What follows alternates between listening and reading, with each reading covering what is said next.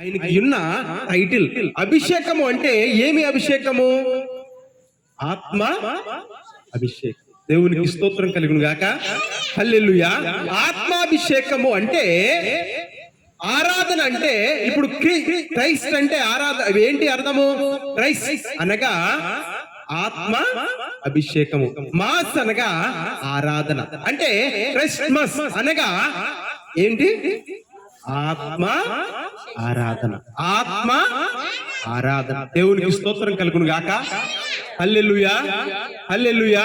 కానీ మనం ఇప్పుడు దాకా ఏమనుకుంటున్నాము అంటే యేసు ప్రభు వారు వచ్చింది, క్రిస్మస్ అనేది యేసు ప్రభు వారు సంబంధించింది అని అనుకుంటున్నాం. అవునా? కానీ యేసు ప్రభు వారు ఏమంటా ఉన్నాడు అంటే క్రిస్మస్ అనేది ఆత్మకి సంబంధించిన పండుగ. దేవునికి స్తోత్రం కలుగును గాక. యెషయా గ్రంథము 9వ అధ్యాయము 6వ వచనం. నా ప్రియులారా, యెషయా గ్రంథము 9వ అధ్యాయము 6వ వచనము. ఏలయనగా మనకు శిశువు పుట్టెను, మనకు కుమారుడు అనుగ్రహింపబడిను, ఆయన భుజముల మీద రాజ్యభారమును. చాలు.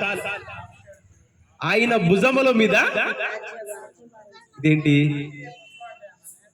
ఆయన భుజముల మీద రాజ్యభారం ఉందంట. మీకు ఎప్పుడైనా చూసారో చూడలేదో?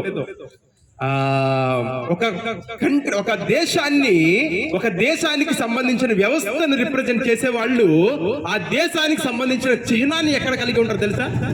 ఇప్పుడు ఒక ఐపీఎస్ ఆఫీసర్ ఉన్నాడు అనుకోండి, ఆయనకి సంబంధించిన స్థాయి యొక్క చిహ్నం ఎక్కడ ఉంటుంది తెలుసా? The shoulder. స్టార్స్ ఎక్కడ ఉంటాయి? షోల్డర్. దేవునికి స్తోత్రం కలుగును గాక. హల్లెలూయా. షోల్డర్స్ ఉంటది. ఒక కానిస్టేబుల్ ఉన్నాడంటే స్టార్ ఉంటది. సిఐ ఉన్నాడంటే స్టార్స్ 2-3 స్టార్స్ ఉంటాయి. ఐపీఎస్ ఉన్నాడంటే చిహ్నం ఉంటది. అంటే నా ప్రియులారా గమనించుకోవాలి. ఇక్కడ ఏమంటా ఉన్నాడు అంటే యేసు ప్రభు వారట మనకు కుమారుడు అనుగ్రహింపబడును, ఆయన భుజముల మీద రాజ్యభారం ఉండును. ఏంటి రాజ్యభారం? యెరూషలేములో మళ్ళీ మందిరం కడతారా? యెరూషలేములో మళ్ళీ 3వ టెంపుల్ కడతారా? ఎందుకు? అక్కడికి వెళ్దామనా? నా ప్రియులారా గమనించాలి. క్రైస్తవులు యేసు ప్రభు వారు వచ్చి 2000 సంవత్సరాలు అయిపోయింది. కానీ క్రైస్తవ్యంలో అనగా క్రైస్తవం అంటే క్రైస్తవులు ఏమైనా మార్పు వచ్చింది అంటారా? పాటలు పాడటంలో మార్పు వచ్చి ఉండొచ్చు, అవునా? ఆరాధించడంలో మార్పు వచ్చుండొచ్చు, లేదా మెసేజ్ చెప్పే విధానంలో మార్పు వచ్చుండొచ్చు. కానీ ఎందుకని క్రైస్తవులు ఇంకా ఇదే విధంగా ఉన్నారు? క్రీస్తుని కలిగి ఉన్న నీ జీవితంలో ఈ బాధలు ఇంకా ఎందుకున్నాయి? క్రీస్తుని కలిగి ఉన్న నీ జీవితంలో ఈ శోధనలు ఇంకా ఎందుకున్నాయి? క్రీస్తుని కలిగి ఉన్న నీ జీవితంలో ఈ ఇబ్బందుల్లోనూ, ఈ కఠినమైన పరిస్థితులతోనూ, రోగాలతోనూ, అప్పులతోనూ, ఇబ్బందులతోనూ ఈ వ్యక్తులు అనగా క్రైస్తవులు, క్రీస్తుని ఆరాధించే క్రైస్తవులు ఇంకా ఎందుకు బాధపడుతూనే ఉన్నారు? గమనించారా? గమనించలేదా? ఎప్పుడైనా ఆలోచించారా? ఈ మాట ఎప్పుడైనా ఆలోచించారా? ఎప్పుడైనా అడిగారా? మత్తయి సువార్త 7వ అధ్యాయము 7వ వచనం నుంచి. ఎవరైనా ఇవాళైనా బైబిల్ తెచ్చుకున్నారా? క్రిస్మస్ కదా మరి ఇవాళ. దయచేసి ఎవరు తిట్టుకోవద్దు నన్ను, ఇదేంటి ఇలా సెటర్లు వేస్తాడు అలా అని అనుకోవద్దు, అవునా? క్రీస్తు కొరకు రోషము కలిగి ఉండుట ఎంతో ధన్యత. దేవునికి స్తోత్రం కలుగును గాక. యేసు ప్రభు వారు ఏమని అనిపించుకున్నాడు తెలుసా? అప్పటిదాకా ఏమీ లేని ఒక మరియా యోసేపు యొక్క కుమారుడిగా అనిపించుకున్నాడు. ఆయన ఎవరు? ఆయన మీకు తెలుసో తెలీదో ఈ భూలోకం లాంటి కొన్ని వేల లక్షల కోట్ల గ్రహాలు ఉంటాయి తెలుసా? ఎప్పుడైనా గమనించారు? నాసా సైట్ లోకి వెళ్ళి చూడండి. యేసు ప్రభు వారు లేదా దేవుని యొక్క గొప్పతనం ఏంటి అంటే ఈ భూలోకం లాంటి అనేక లక్షల కోట్లు, దాన్ని ఏమంటారంటే మిల్కీ వే అంటారు. పాల పుంత. 9 గ్రహాలు ఉండేదాన్ని సోలార్ సిస్టమ్ లేదా సౌర కుటుంబం అంటారు. ఇలాంటి కొన్ని వేల కోట్ల కుటుంబాలు ఉండే వాటిని మిల్కీ వే అంటారు. అటువంటివి ఇలాంటి ఎన్నో వేల కోట్ల గ్రహాలను ఒక్క ఆలోచనతో సృష్టించే వ్యక్తి సర్వశక్తిమంతుడైన దేవుడు. దేవునికి స్తోత్రం కలుగును గాక. హల్లెలూయా, హల్లెలూయా. అంత గొప్ప దేవుణ్ణి కలిగి ఉన్న మనము ఇంకా ఇందుకే ఇలా పరిస్థితుల్లో ఉన్నారు. ఏందయ్యా ఈ బాధ, ఏందయ్యా ఈ ఇబ్బందులు, ఏందయ్యా పోయిన సంవత్సరం స్టార్ పెట్టాం, లైటింగ్ పెట్టాం, స్టార్ అయితే వెలిగింది, కరెంట్ బిల్ వచ్చింది, కానీ అవునా అదే బాధలు, అదే ఇబ్బందులు, అదే పరిస్థితి. ఎందుకు? ఎప్పుడైనా ఆలోచించుకున్నావా? ఎప్పుడైనా గమనించుకున్నావా? మత్తయి సువార్త 7వ అధ్యాయం 7వ వచనం. అడుగుడి మీకు ఇయ్యబడును. మత్తయి సువార్త 7వ అధ్యాయం 7వ వచనం అందరు తీయాలి. అడుగుడి మీకు ఇయ్యబడును. అడుగుడి మీకు ఇయ్యబడును. మీకు దొరుకును. వెదకుడి మీకు దొరుకును. మీకు తీయబడును. తట్టుడి మీకు తీయబడును. అడుగు ప్రతివాడును పొందును. వెదకు వానికి దొరుకును. తట్టు వానికి తీయబడును. దేవునికి స్తోత్రం కలుగును గాక. బైబిల్ ఎంతమంది నిజమని నమ్ముతారు? బైబిల్ ఎంతమంది నిజమని నమ్ముతారు? దేవునికి స్తోత్రం కలుగును గాక. అంటే కొంతమంది ఎలా అయిపోయారంటే కొంచెం నిజం నమ్ముతారు, కొంచెం నిజం. సో బైబిల్ నిజమని నమ్మినప్పుడు, బైబిల్లో రాయబడి ఇది ఉన్నప్పుడు, ఇంకా ఎందుకని దేవుణ్ణి నేను అడిగాను కానీ నాకు దొరకలేదండి, నేను అడిగాను కానీ నాకు ఇవ్వలేదండి, నేను వెతికాను కానీ నాకు దొరకలేదని అన్న పరిస్థితులు ఎవరి జీవితాల్లో అయినా ఉన్నాయా?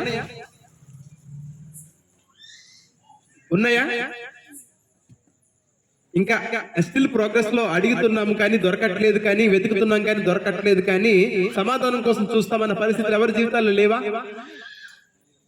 అందరి జీవితాల్లో ఉంటే లేవు అన్నావంటే you're not asking, you're not seeking, you're not concentrating on the god, you're seeking just for the saying of the star, putting the star on the top of the head, like on the top of the house, you're sitting inside the house.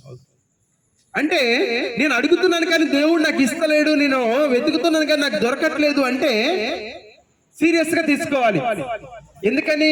దేవుడు చెప్పాడు, జరగలేదు అంటే ఏం చేయాలి? Serious గా తీసుకోవాలి. ఎంత serious గా అంటే అవసరమైతే ఒక నెల రోజులు లీవ్ పెట్టి అయినా కానీ అడగకూడదా? It's a matter of the life అంటే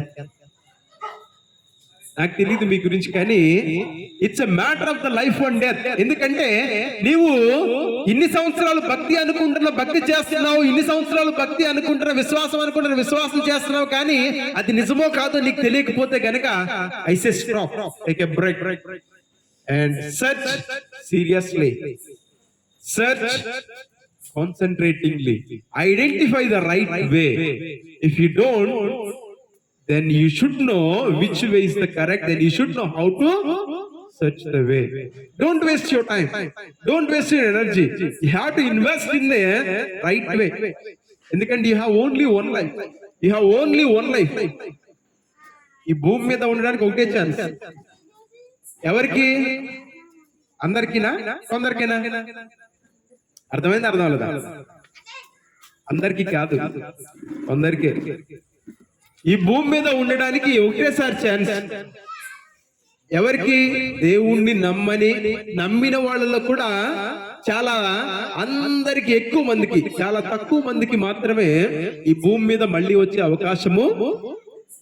దేవునికి స్తోత్రం కలుగును గాక. హల్లెలూయా. సీనాయి పర్వతం మీద యేసు ప్రభు వారిని ఎవరు కలిశారు? మోషే మరియు వాళ్ళు భూమి మీదకి వచ్చారు, రాలేదా? ఎందుకు వచ్చారు? వాళ్ళు they sacrificed their life, they identified their life purpose. దేవునికి స్తోత్రం కలుగును గాక. ఈ జీవితం ఏంటో, దీని ఆశామాషి ఏంటో, ఈ భక్తి ఏంటో తేల్చేసుకుందాం.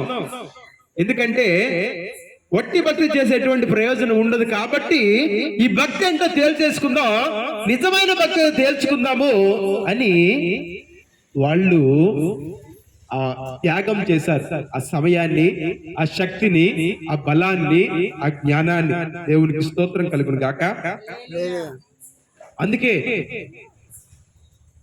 మీకు తెలుసో తెలీదో, వజ్రాలు ఎందుకు అంత కాస్ట్లీ, అంత ప్రీషియస్ తెలుసా?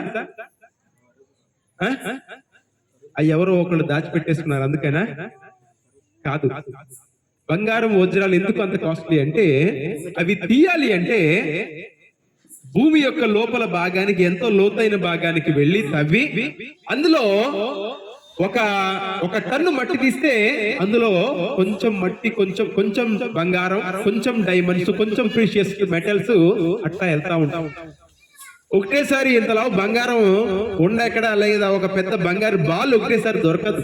దాన్ని ఫిల్టర్ చేయడానికి వాళ్ళు ఎంతో శ్రమపడి ఎంతో వెచ్చించి దాన్ని కనుగొంటారు. అందుకే బంగారము, డైమండ్స్, ప్లాటినం అంత కాస్ట్లీ.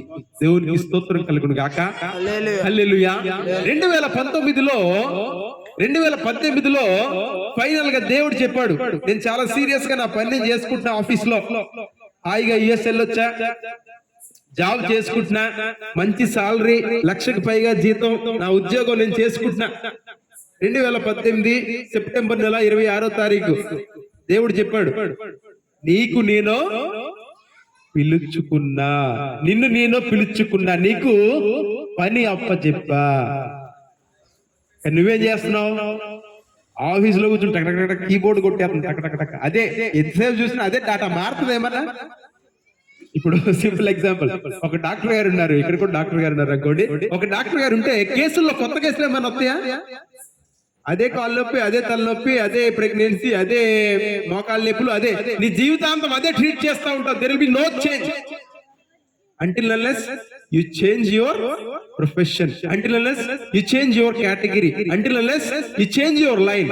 నీకు నువ్వు అంతటా మారేంత వరకు కూడా ఎటువంటి ప్రయోజనం ఉండదు. మీకు తెలుసో తెలీదో, Indian health medical chief head last year ఆయన కరోనా వచ్చి చచ్చిపోయాడు.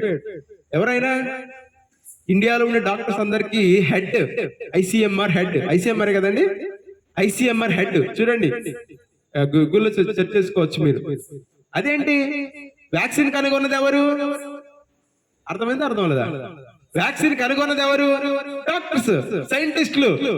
డాక్టర్ సజెస్ట్ చేస్తేనే, డాక్టర్స్ ప్రిస్క్రిప్షన్స్ ఇస్తేనే, డాక్టర్ రియాక్షన్ మీద బేస్ చేసుకుని రిపోర్ట్ ఇస్తేనే ఆ సైంటిస్టులు కానీ ఇది కానీ వీళ్ళు చేస్తారు. అలాంటిది ఈ కనిపెట్టిన ఈ చీఫ్ డాక్టరే కరోనా వచ్చి ఎలా చచ్చిపోయాడు? ఆలోచించలేదా? మనము చేసే దాంట్లోనే నీ జీవితము నాకు దీని మీదే ఆధారపడింది, ఈ ఉద్యోగమే నా జీవితము, ఈ నా ఉద్యోగంలోనే నా బిజినెస్ లోనే నా జీవితం ఇన్వెస్ట్ చేసేస్తాను, ఎందుకంటే ఇదే నా లైఫ్ అనుకున్నావు అనుకో, చివరికి మిగిలేదు ఎక్కడో తెలుసా? అమ్మా నాన్న అనాథాశ్రయం. ఎక్కడ? అమ్మా నాన్న అనాథాశ్రయం కానీ, తాత అమ్మ అలాంటి అనాథాశ్రమాలు మిగులుతారు. ఎందుకని? ఈ ఏజ్ ప్రకారం, ఈ జనరేషన్ ప్రకారం పిల్లలు కూడా చూడరు. వాళ్ళు కూడా అంటారు, we fed up with your father and mother, just get out from our home. Our home అంటారు, అప్పుడు యువర్ హోమ్ అనరు దాన్ని. అప్పుడు దాకా పెట్టుకుంటారు, దిస్ ఇస్ మై ప్యాలెస్. అప్పుడు వాళ్ళు చెప్తారు, this is no more your palace, this is my palace. ఎందుకని? నువ్వు నన్ను కన్నావు, తీసుకొచ్చావు కాబట్టి ఈ పేరు నాది. ఇక నీకు ఇందులో సమయం లేదు. అది అక్కడ ఊరి చివర ఒక బంగ్లా ఉంది, చెట్లు పుట్లు ఉంటే అక్కడికి వెళ్ళి హాయిగా చెట్లతో మాట్లాడుకో. ఇక్కడ నేను చాలా బిజీగా ఉన్నాను, ఆఫీస్ ఫోన్లు మాట్లాడుతాను, డిస్టర్బ్ చేయకు. ఎప్పుడు? If you don't invest your time, if you don't invest your energy, if you don't invest your resources in a right way, in right manner to find out the right source to build your faith and to build your life, then you will end up in the old age home, orphanage home, somewhere else where nobody cares for you, somewhere else nobody even look at you, somewhere else nobody give you the food even. దేవునికి స్తోత్రం కలుగును గాక. హల్లెలూయా, హల్లెలూయా. మత్తయి సువార్త 5వ అధ్యాయము, మత్తయి సువార్త 5వ అధ్యాయము 10వ వచనం. అదే మత్తయి సువార్త 5వ అధ్యాయము 10వ వచనం. నా ప్రియులారా, హింసించబడువారు, సారీ మత్తయి సువార్త 6:10. సారీ మత్తయి సువార్త 6వ అధ్యాయము 10వ వచనం. కాబట్టి మీరు ఇలాగ ప్రార్థన చేయుడి, పరలోకమందున్న మా తండ్రి, నీ నామం పరిశుద్ధపరచబడును గాక, పరలోకమందున్న మా తండ్రి, నీ నామం పరిశుద్ధపరచబడును గాక, నీ రాజ్యము వచ్చును గాక, నీ చిత్తము పరలోకమందు నెరవేరుచున్నట్లు, నీ చిత్తము పరలోకమందు నెరవేరినట్లు భూమి యందును నెరవేరును గాక. నెరవేరును గాక. మా అనుదిన ఆహారం చాలు చాలు. ఇక్కడ మనం ఆలోచించే అంశం ఏదనగా ఈరోజు క్రిస్మస్. నువ్వు ఇప్పుడు దాకా మీరు ఎవరైనా ఆలోచించుకోకపోతే నిజంగా ఆలోచించుకోవాలి. దేవుడు అంటాడు కీర్తనల గ్రంథంలో, వివేకము కలిగి దేవుని కొరకు వెతుకు నరులెవరో ఉన్నారనేమోనని దేవుడు ఆకాశంలో ఇట్లా చూస్తా ఉంటాడట. ఇది నిజం. బైబిల్ నిజమని నమ్మితే ఇది బైబిల్లో ఉంది కాబట్టి నిజమని నమ్ముతాం. లేకుంటే ఒక పని చేయండి, ముందు ఇంకా డౌట్ వస్తుందా బైబిల్ నిజమో కాదో అని, then identify which is it is true or not, then believe. ముందు నిజమో కాదో తెలుసుకోవాలి. ఇప్పుడు ఫర్ ఎగ్జాంపుల్, మీరు మీ అమ్మాయినో అబ్బాయినో పెళ్లికి ఇస్తున్నారు. పెళ్లికిలో చెప్తారు, ఉంటానో ఉండనో తెలీదు, పెళ్లి చేసుకుందాం, ఎన్ని రోజులు ఉంటానో తెలీదు అని ఇద్దరు మాట్లాడుకుని ఇద్దరు చెప్తే ఎవరైనా ఇస్తారా? ఇస్తారా? అదిగో డోర్ మళ్ళీ ఓపెన్ చేసి అంటారు, కింద కార్ డోర్ కూడా ఓపెన్ చేసి మళ్ళీ పైకి కూడా రా, మాకు ఏరియాలో కూడా రావద్దు. ఎందుకని? నీకే తెలియదు ఏం చేస్తున్నావో, నీకే తెలియదు ఎప్పుడు దాకా ఉంటావో, నీకే తెలియదు ఎక్కడ ఉంటావో, నీకే తెలియదు ఎంతకాలం ఉంటావో, నీకెందుకు రా పెళ్లి పెళ్ళాం పిల్లలు. అందుకే అంటాడు, ఆయన భుజముల మీద రాజ్యభారం ఉండును. ఆయన ఎవరు? ఆలోచనకర్త, బలవంతుడగు దేవుడు, నిత్యుడగు తండ్రి. దేవునికి స్తోత్రం కలుగును గాక. తండ్రి తల్లి మాత్రమే ఏదైనా చేయగలరు. యేసు ప్రభు వారు ఎందుకు వచ్చాడు ఈ భూమి మీదకి? పని లేక వచ్చాడా? ఇంత సృష్టి ఉంది. ఆయన మాటతో కొన్ని నక్షత్రాలు సృష్టించగలడు. సూర్యగ్రహాలు లాంటి కొన్ని వేల కోట్లు సృష్టించగలిగిన శక్తివంతుడు ఆయన. ఆఫ్టర్ ఆల్ ఈ భూమి మీద ఉన్న మనిషి కోసం నేనెందుకు రావాలి అని అనుకున్నాడా లేదా? ఒకసారి ఆలోచించావా లేదా? మనం ఏం చేస్తాం? చర్చికి వెళ్ళాలంటే చర్చికి ఎవరు వెళ్తారండి, అక్కడ అందరూ. Then identify the right church which is the true. అసలు ఐడెంటిఫై, అసలు నేను చర్చికి ఎందుకు వెళ్ళాలని ఆలోచన రావాలి ఫస్ట్. ఆ తర్వాత డౌట్ క్లియర్ చేసుకోవాలి. చర్చికి వెళ్తున్నాను అంటే దేవుణ్ణి తెలుసుకోవడానికి, విశ్వాసంలో బలపడడానికి, లేదా విశ్వాసంలో ఎదగడానికి వెళ్తున్నాను. ఇది నిజము, బైబిల్ నిజము అన్న తర్వాత అప్పుడు కాలు బయట కట్టాలి. దేవునికి స్తోత్రం కలుగును గాక. హల్లెలూయా, హల్లెలూయా. దేవుడు ఎందుకోసం వచ్చాడు తెలుసా? ఆయన బలవంతుడయ్యుండి, సమాధానకర్తుండి, సృష్టికర్త అయ్యుండి, సర్వలోకాన్ని నియంత్రించగలిగిన దేవుడు అయ్యుండి ఎందుకు వచ్చాడో తెలుసా? ఆయన నిత్యుడగు. దేవునికి స్తోత్రం కలుగును గాక. హల్లెలూయా. నిత్యుడగు తండ్రి. ఆయన సదాకాలము తండ్రిగా ఉంటాడట. అందులో ఇటువంటి డౌట్ ఉండదంట, అందులో ఇటువంటి చేంజ్ ఉండదంట. ఆయన టైటిల్ ఏంటో తెలుసా? Everlasting title. Is a everlasting father. నిత్యుడగు తండ్రి, ఎప్పటికీ తండ్రి అయి ఉంటాడట. దేవునికి స్తోత్రం కలుగును గాక. హల్లెలూయా. ఎప్పటికీ తండ్రి అయి ఉంటాడట. ఎందుకు వచ్చాడు అంటే, ఎవరైనా చెప్తారు, స్కూల్లో టీచర్ మీ అబ్బాయికో మీ అమ్మాయికో స్కూల్లో కడుపు నొప్పి వచ్చిందా, కాలు నొప్పి వచ్చిందా, ఎవరికి ఫోన్ చేస్తారు? పేరెంట్స్ కి ఫోన్ చేస్తారు. లేదులే మా స్కూల్లో పిల్లడైనా హాస్పిటల్ తీసుకెళ్తారా? ఆఫీస్ లో ఉన్నావు, కడుపు నొప్పి వచ్చింది, ఏదో కాలు ఇరిగిపోయింది, మా కంపెనీ ఎంప్లాయే, నేను ఎంతైనా భరిస్తాను అని పెట్టుకుంటాడా? నువ్వు కష్టపడి ఒక 50 సంవత్సరాల కంపెనీ కోసం పనిచేసావు. 50 సంవత్సరాలు చేయలేరులే, 30 సంవత్సరాలు, 25 సంవత్సరాలు జాబ్ వచ్చినా గానీ 30 సంవత్సరాలకు బయటికి గెంటేస్తారు. 60. సో మా కంపెనీలో చేసి ఈ అబ్బాయి సిక్ అయిపోయాడు కాబట్టి తన కిడ్నీలు పాడైపోయి ఒక కిడ్నీ మా కంపెనీ వాళ్ళు దానం ఇస్తారని ఎవరైనా ఇస్తారా? Nobody. Only you father and you mother can only give you that. ఎందుకని? తండ్రి మరియు తల్లి కలిగి. దేవునికి స్తోత్రం కలుగును గాక. హల్లెలూయా, హల్లెలూయా. మనం చూస్తున్న అంశం అనగా, ఎందుకని క్రైస్తవులు ఇలాగే ఉన్నారు, ఎందుకని క్రైస్తవ జీవితాలు మారట్లేదు, ఎందుకని క్రైస్తవుల జీవితంలో అత్యున్నతమైన విజయం పొందలేకపోతున్నాము, దేవుడు ఆశించిన విజయాన్ని పొందలేకపోతున్నాము అని మనము ఆలోచిస్తున్నాం. ఇక్కడ ఏమంటా ఉన్నాడు అంటే, మత్తయి వార్త 6వ అధ్యాయం 10వ వచనంలో ఏమంటా ఉన్నాడు అంటే, మీరు ప్రార్థన చేయనప్పుడల్లా ఇలాగ చేయండి. ఏంటి అంటే, పరలోకమందున తండ్రి. మొట్టమొదటిది ఏం చేయాలి? ఈ should know the relationship with the God. What is the relationship with the God? ఎందుకంటే ఇప్పుడు స్కూల్లో టీచర్ ఏం అడుగుతావు? పెన్సిల్ పోయింది, పక్కన వాడిని అడిగి నాకు పెన్సిల్ ఇవ్వండి అంటావు, అవునా? నాకు ఒక 1000 రూపాయలు ఇవ్వండి, బట్టలు కొనుక్కుంటాను అంటావా? ఏం చేస్తుంది? అటు తిరిగండి 2 కొడుతుంది, అవునా? జేబులో డబ్బులు అయిపోయినాయి, అప్పుల పాలు అయిపోయాం. మా ఆఫీస్ బాస్ దగ్గరికి వెళ్ళి ఇలా అప్పుల పాలు అయిపోయిన బాస్, ఒక 10 కోట్లు ఉంటే ఇస్తావా అంటే ఏమంటాడు? నీకు ఇచ్చిన జీతమే ఎక్కువ, నీకు ఇచ్చిన జీతమే ఎక్కువ, నువ్వు పని చేయకపోయినా కంపెనీలో ఉంచుకున్నావు, నల్లే డబ్బులు అడుగుతావా ఇప్పుడే తొందరగా? అదే తల్లిదండ్రులు అయితే ఏమంటారు? సరే ఎలాగోలాగునా చేస్తాను, ఏదోటైనా అమ్మి చేస్తాను, ఏదో విధంగా చేస్తాను. ఎందుకని? Is a father and your mother. దేవునికి స్తోత్రం కలుగును గాక. So when you come to the God, నువ్వు ఎప్పుడైతే దేవుని దగ్గరికి వస్తావో మొట్టమొదట నువ్వు తెలుసుకోవలసిన అంశం ఏదనగా దేవుడితో నీకున్న సంబంధము ఎటువంటిది, నీకున్న రిలేషన్షిప్ ఎటువంటిది. ఇప్పుడు నీకు ఒక ఇల్లు ఉంది, బంధువుల ఇల్లు ఉంది, అవునా? బంధువుల ఇంట్లోకి మనం వెళ్తాము, ఇంట్లో ఉన్నట్టు ఉండగలమా? తల్లిదండ్రుల దగ్గర ఉండగలమా? భార్యాభర్తల దగ్గర ఉన్నట్టు ఉండగలమా? బంధువుల ఇంట్లో, ఫ్రెండ్స్ ఇంట్లో. ఎందుకని? రిలేషన్షిప్ ఇస్ డిఫరెంట్, అవునా కదా? Relationship is different, representation is different. పక్కింట్లోకి వెళ్ళి మీ భార్యతో ఉన్నట్టు భర్త ఉన్నట్టు ఉంటే ఊరుకుంటారు వాళ్ళు? ఏం చేస్తారు? ముందు తలుపులేసి కొట్టేసి తర్వాత గొడవ చేశారని పంపిస్తారు. దేవునికి స్తోత్రం కలుగును గాక. సో నువ్వు ఎప్పుడైతే దేవుడి దగ్గరికి వస్తావో మొట్టమొదటి నువ్వు తెలుసుకోవాల్సింది ఏంటంటే దేవుడితో నీ రిలేషన్షిప్ ఏంటిది.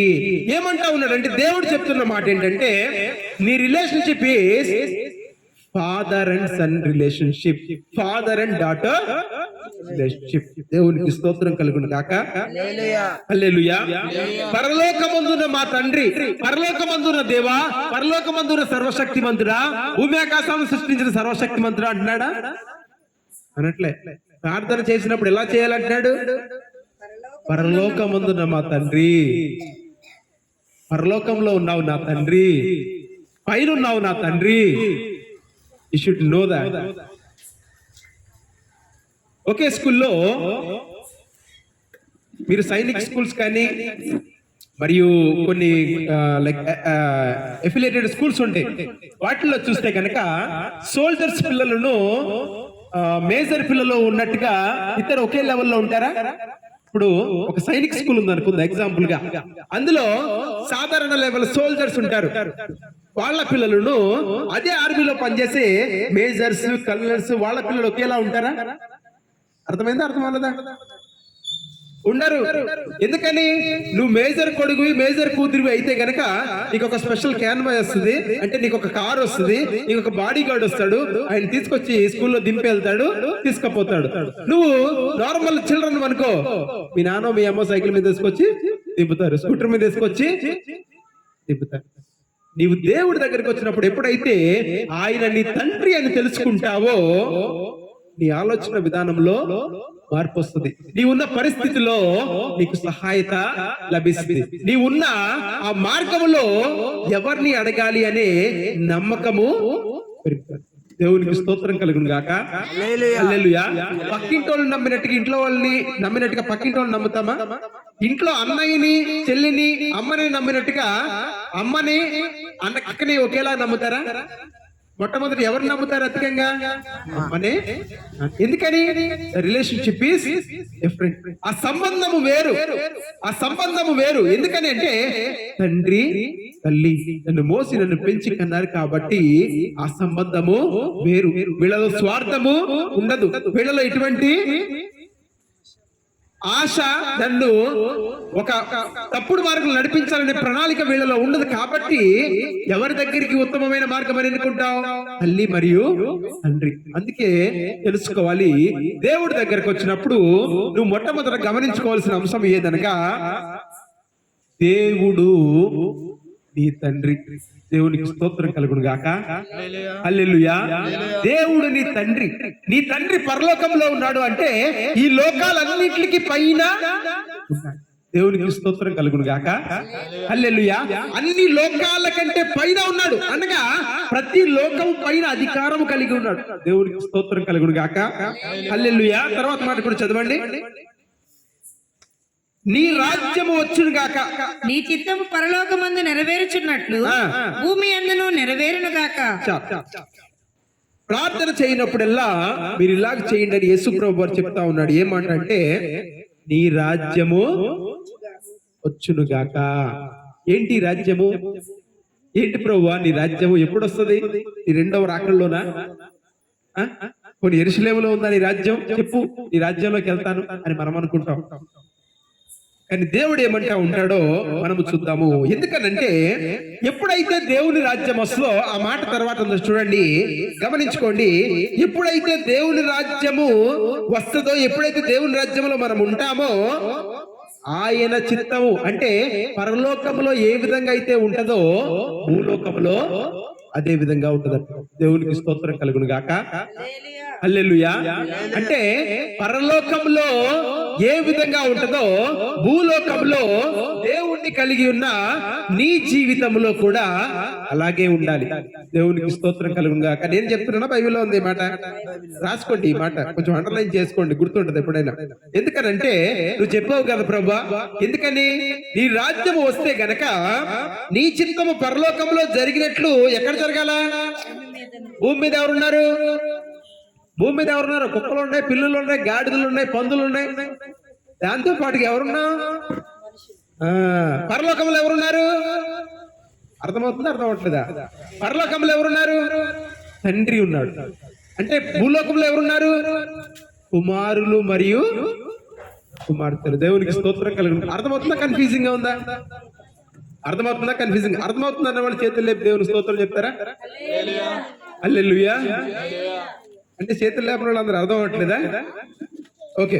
సో ఇక్కడ ఏమంటా ఉన్నాడు అంటే ఎప్పుడైతే మనము దేవుని రాజ్యములో ఉంటామో అనగా దేవుని రాజ్యములో మనము అడుగు పెడతామో అంటే పరలోకంలో కాదు. దేవుని రాజ్యం అంటే మనం చాలా మంది ఏమనుకుంటారు అంటే చనిపోయిన తర్వాత వెళ్లే రాజ్యం అని అనుకుంటారు. చాలా మంది అనుకునేది ఏంటి అంటే చనిపోయిన తర్వాత వెళ్ళేది అనుకుంటారు. తప్పు, పూర్తిగా అది అవాస్తవం. ఎందుకని బైబిల్ ఏమని చెప్తుంది? యెషయా 9:6 ప్రకారము, ఇదిగో యెషయా 9:6 ఒకసారి చదవండి. ఈ మాట గమనించుకోండి. ఈ మాటలు బాగా క్రిటికల్ గా ఉంటాయి, చాలా అంటే కొంచెం డిఫికల్ట్ గా ఉంటాయి, బాగా గుర్తు పెట్టుకోండి. యెషయా 9:6. చాలా మంది క్రైస్తవులు 99.99% మంది క్రైస్తవులు నమ్మేది ఏంటి అంటే ఆయన రాజ్యం పరలోకము, మనుషుల రాజ్యము భూలోకం అంటారు. అయితే మనుషుల రాజ్యం అదే పాపుల రాజ్యము లేదా అపవాది రాజ్యం భూలోకం అయితే గనక దేవుడు తన పిల్లల్ని భూలోకంలో ఎందుకు పెడతాడు? అర్థమైతే అర్థం అవ్వలేదా? ఇప్పుడు మీ పిల్లల్ని చెడ్డవారు ఉండే స్థలానికి ఎవరన్నా పంపిస్తారా? పంపిస్తే కూడా ఎట్లా పంపిస్తారు? With the protection, with proper plan and purpose. దేవునికి స్తోత్రం కలుగును గాక. ఏమీ లేకుండా వట్టిగా పంపిస్తారా? పంపించలేరు, పంపించరు కూడా. ఎందుకని? వాళ్ళు చెడిపోతారేమో, వాళ్ళు గాయపరచబడతారేమో, వాళ్ళు తప్పుడు మార్గంలో మళ్ళీపోతారేమోనని మీకు తెలుసు. కాబట్టి ఇక్కడ గమనించుకోవాలి. చాలా మంది నమ్మేది ఏంటంటే ఈ భూలోకము అపవాది లోకము, పరలోకము దేవుడి లోకము. నేను పరలోకం వెళ్ళిపోయిన తర్వాత నేను హాయిగా ఉంటాను, నేను జబ్బులు లేకుండా ఉంటాను, నేను ఎటువంటి బాధలు లేకుండా ఉంటాను అని అనుకుంటే దేవుడిని నీ భూలోకంలో ఎందుకు పెట్టినట్టు? అవునా కదా? ఎప్పుడన్నా ఆలోచించుకున్నారు? బైబిల్ ఎలాగే ఆలోచించాలి. బైబిల్ ఎలా ఉంది ఇవన్నీ నేను చెప్తున్నా. పోనీ రాసుకుని వచ్చాను ఇందులో బైబిల్లో చెప్తున్నా. అవునా కదా? మరి ఎందుకని అడగలేదు? అడగాలి కదా. మనం దేవుణ్ణి అడిగితే తిడతాడా? దేవుణ్ణి అడిగితే తిడతాడా? దేవుణ్ణి అడిగితే తిడతాడు, కానీ తండ్రిని అడిగితే చెప్తాడు. దేవునికి స్తోత్రం కలుగును గాక. హల్లెలూయా. మీ టీచర్ రేపు పొద్దున ఏ పట్టరా వేసుకురావాలి, మిస్ ఏ కలర్ బాగుంటది అంటే ఏమంటది? మీ అమ్మని మీ నాన్నే అడిగి, నన్ను ఎందుకు అడుగుతా ఉంటావు? అదే అమ్మని నాన్న అడిగితే ఏమంటారు? నన్ను అడగ అంటారా? అలా లేదు. ఎందుకని? వాళ్ళు నీ తల్లి మరియు తండ్రి కాబట్టి. అందుకే మనం తెలుసుకోవాలి, మనకి ఏ ప్రశ్న వచ్చినా ఏ సమాధానం వచ్చినా విశ్వాస జీవితంలో క్రైస్తవులు ఎందుకు ఎదగలేకపోతారో తెలుసా? క్రైస్తవులు ఎందుకని విశ్వాస జీవితంలో ఎదగలేకపోతారు అంటే వాళ్ళకు వచ్చిన ప్రశ్నలకు సమాధానము నేర్చుకోవడానికి ప్రయత్నించారు. ఆ సమాధానం వెతుక్కోకుండా వాళ్ళకు వచ్చిన ప్రశ్నతోనే వాళ్ళ విశ్వాసాన్ని అలాగే ఆపేసుకుంటారు. అందుకే అంటాడు, ఉంటే వేడికైనా ఉండు లేదా చల్లగైనా ఉండు, నులివెచ్చగా మాత్రం దేవునికి స్తోత్రం కలుగును గాక. హల్లెలూయా, హల్లెలూయా. అందుకే అంటాడు, ఎప్పుడైనా నీకు సమస్య వచ్చిందా, నీకు సమాధానం, నీ విశ్వాస జీవితంలో అన్నిటికంటే ముఖ్యంగా చేయవలసింది ఏంటి అంటే, నీ విశ్వాసానికి ఏదైనా అడ్డొచ్చింది అంటే ఇమ్మీడియట్ గా చేయాల్సింది ఏంటి అంటే టైం తీసుకుని అవసరమైతే 1 వీక్ లీవ్ పెట్టైనా సరే ఆ సమాధానాన్ని పొందుకోవాలి. అసలు యేసుక్రీస్తు దేవుడో కాదని నీకు డౌట్ వచ్చింది, ఒక 3 రోజులు లీవ్ పెట్టి, ఒక రోజు లీవ్ పెట్టి ఫాస్టింగ్ ఉండు, లేదా మంచి ప్రదేశం ఎత్తుకో, సమాధానం దేవునికి స్తోత్రం కలుగును గాక. హల్లెలూయా. తెలియకుండా ఎందుకని నీ డబ్బులు వేస్ట్ చేసుకుంటావు, నీ ఎనర్జీని వేస్ట్ చేసుకుంటావు, అసలు అనుమానంలో ఉండి దేవుడు ఉన్నాడో లేదో ఎందుకు? If you are in dilemma, don't do it. If you are in dilemma, if you are in confusion, don't do it. Do it with full concentration. దేవునికి స్తోత్రం కలుగును గాక. హల్లెలూయా. భూమి కలుగు గాక అన్నాడు దేవుడు. భూమి వస్తావా రావా చూద్దాంలే అన్నాడు దేవుడు. చచ్చిపోయిన లాజరు బయటికి రా. ఎందుకని? he has the power, he know that he has the ability to create and make all the organs to work properly. అన్ని చచ్చిపోయినాయి, అన్ని పాడైపోయినాయి, అయినా కానీ దేవుడికి ఆ శక్తి ఉందని తెలుసు కాబట్టి చెప్పాడు, బాబు బయటికి రా. దేవునికి స్తోత్రం కలుగును గాక. హల్లెలూయా, హల్లెలూయా. అంటే ఆ చేసే పనిలో నీకు ఆ కాన్సన్ట్రేషన్ ఉండాలి, నమ్మకం ఉండాలి. ఏ పనిలో? మళ్ళీ పని అంటే ఉద్యోగం అనుకుంటారు, చదువు అనుకుంటారు. ఎక్కువ చదువుకున్న వాళ్ళు ఎవరు బాగుపడరని నేను అంట, సరదాగా అంట, ఎక్కువ చదువు. సో నేనేమంటానంటే, నీ విశ్వాస జీవితంలో ఈ భూమి మీద, నీ విశ్వాస జీవితానికి అసలు ఈ భూమి మీద ఎందుకు వచ్చాను నేను అని నీకు డౌట్ వచ్చిందా? ఒక 3 రోజులు అన్నం తినకో, ఏం చూడకో, ఫోన్ అస్సలు చూడకో. ఫోన్ ఎవరికైనా అవసరమైతే అద్దెకిచ్చే, ఒక 1 వారం రోజులు ఏం చేయాలి? ఫోన్ అద్దెకిచ్చేయి, ఫోన్ ఉంచుకోకుండా. ఎందుకని? పాడు చేసేది అదే. పక్కన అద్దెకిచ్చేసి ఒక 1 వారం రోజులు ఏమీ చూడకుండా అడుగు, కాన్సన్ట్రేషన్ గా కూర్చుని, ఈ భూమి మీదకి ఎందుకు వచ్చాను నేను, ఈ భూమి మీద నేను బ్రతకాల్సిన పని ఏంటి, ఈ భూమి మీద నేను చేసే పని వల్ల ప్రయోజనం ఏంటి అని ఎవరు చేయాలి? ఎవరు చేయాలి? ఆ పక్కన చెప్తానులే, ప్రార్థన చేస్తారు, వాళ్ళకేం పని? ఎవరు చేయాలి? You should do it. You are responsible for your life. భార్య జీవితానికి భర్త రెస్పాన్సిబులా? భర్త జీవితానికి భార్య రెస్పాన్సిబులా? పిల్లల జీవితానికి తల్లిదండ్రులు రెస్పాన్సిబులా? నీ భర్త నరకానికి వెళ్తే భార్య తను కూడా నరకంలో వేసిండి అంటారా? ఇంతకు ముందు ఉండేది సతీ సహగమనం అని ఇండియాలో. భర్త చచ్చిపోతే భార్యను కూడా అంటే ఫోర్స్ఫుల్ గా చంపేసేవాళ్ళు. ఇప్పుడు లేదనుకోండి, వాళ్ళే చంపేస్తున్నారు అందులో. So silly way, don't take it seriously. So ఎవరైనా చచ్చిపోతారా? నా భర్త చచ్చిపోయాడు నేను కూడా చచ్చిపోతాను, నా భార్య చచ్చిపోయింది నేను కూడా చచ్చిపోతాను, మా అమ్మ నాన్న చచ్చిపోయారు నేను కూడా చచ్చిపోతానని అన్నారు. ఎందుకని? My life is mine, your life is yours. నీ లైఫ్ నీది, నువ్వు చేసుకున్నదాన్ని నువ్వు అనుభవించు. జబ్బులు వచ్చినా నువ్వే, బాధలు వచ్చినా జబ్బులు నీయే. ఆశీర్వాదం వచ్చిందా మాకు కూడా పంచాలి కదా. ఏది? ఆశీర్వాదం. ఎందుకని? అదొకటే పనికి వచ్చేది, మిగిలినవన్నీ మాకు సంబంధం లేదు. అది అక్కడ పక్కనే ఆడి దగ్గరికి ఎందుకు దరిద్రం ఆడి దగ్గరికి పోతే. ఎందుకని? నువ్వు ఎప్పుడైతే అవసరతలో ఉంటావో, నువ్వు బాధల్లో ఉంటావో, నీ దగ్గరికి వచ్చేది ఎవరో తెలుసా? మొట్టమొదట అనుమానము, భయము, నీకు అనవసరమైన ఆలోచనలు ఇవే వస్తాయి. దేవునికి స్తోత్రం కలుగును గాక. హల్లెలూయా, హల్లెలూయా, హల్లెలూయా. నా ప్రియ సహోదరి, నా ప్రియ సహోదరుడా, ఈ రాత్రికాల సమయంలో ఇంత చలిలో ఇక్కడ కూర్చుని ఉన్నాను అంటే అడగాలి, ప్రభువా నువ్వు నిజంగా వచ్చావా? నువ్వు నిజంగా వస్తే కనుక నేను ఇన్ని సంవత్సరాల నుంచి సంఘానికి వెళ్తున్నాను కదా, ఇన్ని సంవత్సరాల నుంచి ఆరాధన చేస్తా, తప్ప ఇది తప్ప? అర్థమవుతుందా? అర్థమవుతుందా? మీకు బైబిల్ చదివారా? యోబు ఏమంటాడు తెలుసా? యోబు గ్రంథము, యోబు గ్రంథము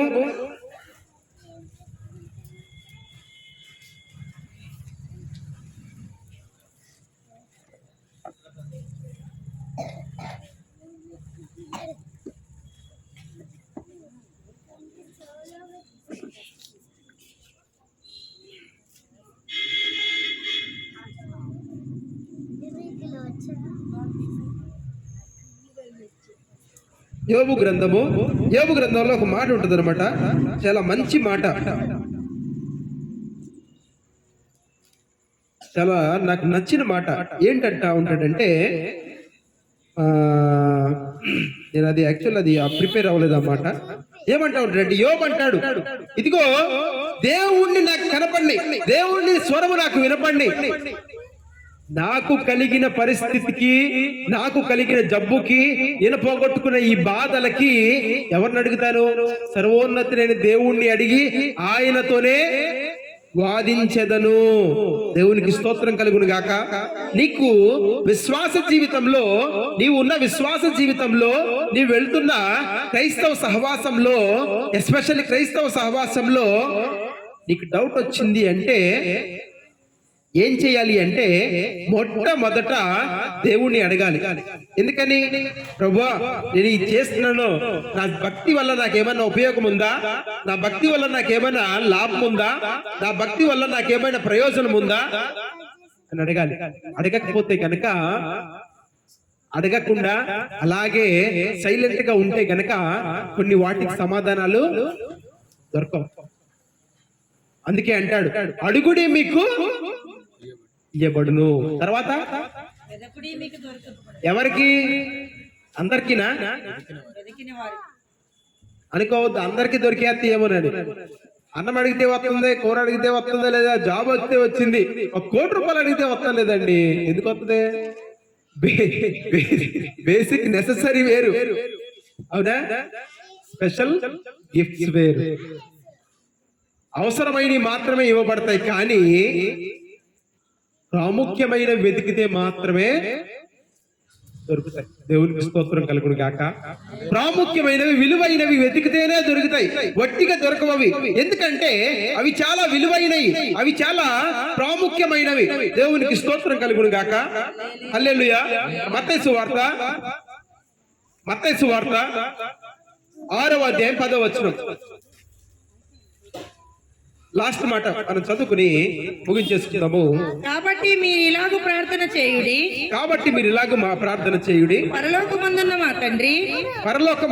తండ్రి, నీ నామం పరిశుద్ధపరచబడును గాక. సారీ, 6:10 కాదు, ఒక్క నిమిషం. సారీ,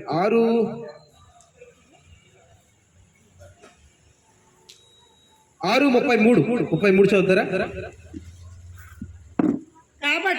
కాబట్టి మీరు ఆయన రాజ్యమును నీతిని మొదట వెతకుడి, అప్పుడు అవన్నీ మీకు అనుగ్రహింపబడును. 31 నుంచి కూడా చదువుతారా? కాబట్టి ఏమి తిందుమో ఏమి త్రాగుదుమోనని, ధరించుకుందామో అని చింతింపకుడి. అన్ని జనులు వీటన్నిటి విషయమై వాళ్ళు కూడా విచారిస్తున్నారు. ఇవన్నీ మీకు కావాలనని మీ పరలోకపు తండ్రికి తెలియను. కాబట్టి మీరు మాట అండర్లైన్ చేసుకోండి, ఏ మాట? ఇవన్నీ నీకు కావాలి అని ఎవరికి తెలుసంట? నీ తండ్రికి తెలుసు, కానీ నీకు ఎందుకు ఇవ్వట్లేదు? అర్థమైందా? అర్థం అవ్వట్లేదా?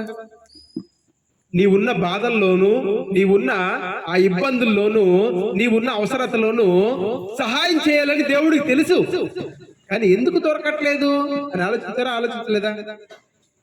ఆ మాట అండర్లైన్ చేసుకోండి. ఏమని? ఇవన్నీ మీకు కావాలని పరలోకమందున తండ్రికి తెలుసు, కానీ కాబట్టి మీరు ఆయన రాజ్యమును నీతిని మొదట వెతకుడి. దేవునికి స్తోత్రం కలుగును గాక. హల్లెలూయా. హల్లెలూయా. హల్లెలూయా. హల్లెలూయా. అనారోగ్యం వచ్చిందంటే అనారోగ్యం ఎందుకు వచ్చిందని ఎత్తకుండా ఏ టాబ్లెట్ తగ్గుతుంది అని ఎతుకుతున్నావు అనుకో, ఆ టాబ్లెట్ వేసుకుంటే సైడ్ ఎఫెక్ట్ ఇంకో టాబ్లెట్ కోసం వెతుక్కోవాలి. అర్థమైంది? అర్థం అవ్వలేదా? నీకు ఒక జబ్బు వచ్చింది, ఒక బాధ వచ్చింది, ఒక నష్టం వచ్చింది అంటే ఆ నష్టం ఎందుకు వచ్చిందో ఆలోచించకుండా దానికి సొల్యూషన్ కోసమే ఎతుకుతున్నావు అంటే దీని ఎఫెక్ట్ ఇంకొక దాని మీద పడుతుంది. ఎందుకని? అసలు ఎందుకు వచ్చిందో ఆలోచించకుండా ఏదో ఒకటి చేసి తీసేద్దాం, ఇక్కడ అప్పు ఉంది తీసేసి దాన్ని వేద్దాం, ఇక్కడ జబ్బు వచ్చింది తీసేసి మెడిసిన్ వేసుకుందాం. చాలా మంది గమనించుకోవాలి. ఏంటి అంటే ఇంతకు ముందు వాడిన మెడిసిన్స్ కి అనగా కరోనా టైంలో కానీ తెలుసా తెలీదా, కరోనా టైంలో వాడిన మెడిసిన్స్ కొంతమందికి black fungus, white fungus, yellow fungus వచ్చినాయా రాలేదా? ఎందుకని? వట్టిగా వచ్చినాయా? చాలా మందికి 99% ఎందుకు వచ్చింది అంటే because of the excess of the antibiotics, high drugs. అవునా కదా? సో అలాగే నీకు ఒక సమస్య వచ్చింది అంటే కారణము లేకుండా రాదు. ఆ కారణాన్ని వెతకకుండా కేవలం దాని సొల్యూషన్ వెతికావు అంటే ఆ కారణానికి ఇంకొక కారణం జత అవుద్ది, ఆ సమస్యకి ఇంకొక సమస్య జత అవుద్ది, ఆ జబ్బుకి ఇంకొక జబ్బు. దేవునికి స్తోత్రం కలుగును గాక. హల్లెలూయా, హల్లెలూయా. ఏమంటా ఉన్నాడు? చివరిగా మాట చదవండి మళ్ళీ. కాబట్టి మీరు ఆయన రాజ్యమును నీతిని మొదట వెతకుడి.